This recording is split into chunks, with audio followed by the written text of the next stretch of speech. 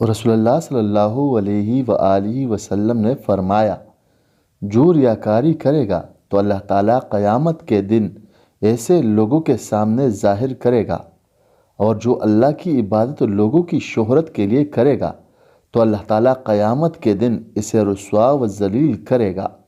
فرمایا، جو لوگوں پر رحم نہیں کرتا اس پر اللہ تعالیٰ بھی رحم نہیں کرتا۔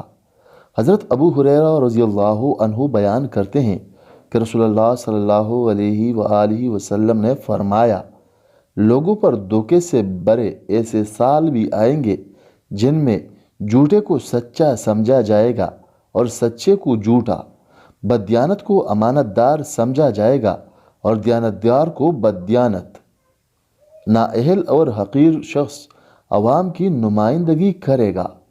نبی کریم صلی اللہ علیہ وآلہ وسلم نے فرمایا، اللہ تعالیٰ کے ہاں سب سے زیادہ ناپسندیدہ شخص وہ ہے جو بہت زیادہ جھگڑالو ہو۔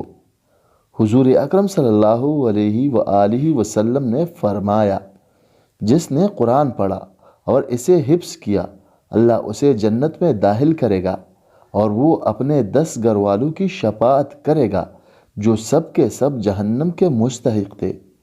حضرت عمر رضی اللہ عنہ سے روایت ہے کہ نبی کریم صلی اللہ علیہ وآلہ وسلم نے فرمایا، خبردار کوئی مرد کسی نامحرم عورت کے ساتھ تنہائی میں نہ بیٹھے، اس لیے کہ ان دونوں کے ساتھ تیسرا شیطان ہوگا۔ فرمان رسول اللہ صلی اللہ علیہ وآلہ وسلم ہے، جب نماز کے لیے اذان دی جاتی ہے تو شیطان پیٹھ موڑ کر ریا خارج کرتا ہوا بھاگتا ہے تاکہ اذان نہ سن سکے۔ جب مؤذن چپ ہو جاتا ہے تو مردود پھر آ جاتا ہے، اور جب جماعت کھڑی ہونے لگتی ہے اور تکبیر کہی جاتی ہے تو پھر بھاگ جاتا ہے۔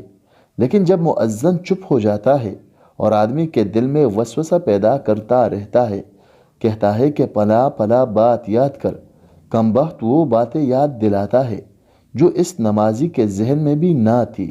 اس طرح نمازی کو یہ بھی یاد نہیں رہتا کہ اس نے کتنی رکعتیں پڑھی ہے۔ ابو سلمہ بن عبد الرحمن نے کہا کہ جب کوئی یہ بھول جائے کہ کتنی رکعتیں پڑھی ہے تو بیٹھے بیٹھے سہو کے 2 سجدے کر لے۔ ابو سلمہ نے یہ ابو ہریرہ رضی اللہ عنہ سے سنا تھا۔